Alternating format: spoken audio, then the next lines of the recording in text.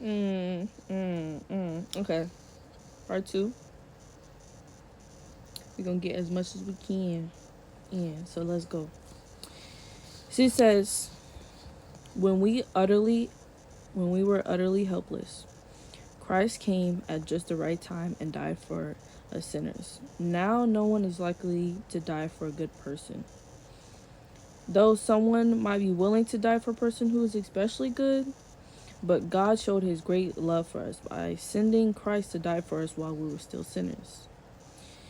And since we have been made right in God's sight by the blood of Christ, he will certainly save us from God's judgment.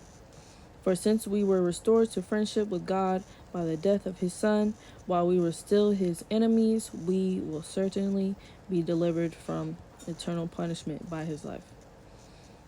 So now we can rejoice in our wonderful new relationship with God, all because of what our Lord Jesus Christ has done for us in making us friends of God.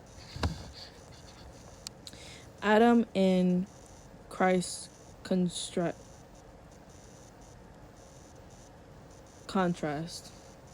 Sorry guys, I had to think for a second.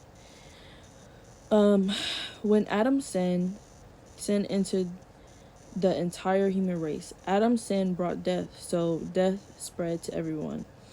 For everyone sinned. Yes, people sinned even before the law was given, and though there was no law to break, since it had not yet been given, they all died anyway, even though they did not disobey an explicit commandment of God as Adam did. What contrast between Adam and Christ, who was yet to come?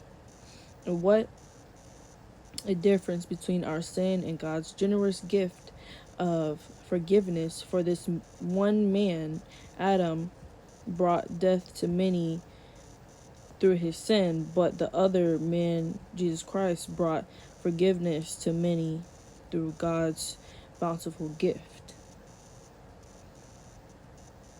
And the result of God's gracious gift is very different from the result of the one man's sin. For Adam's sin led to the condemnation, but we have the free gift of being accepted by God, even though we are guilty of many sins. The sin of this one man, Adam, caused death to rule over us, but all who receive God's wonderful, gracious gift of righteousness will live in triumph over sin and death through this one man, Jesus Christ. Fact.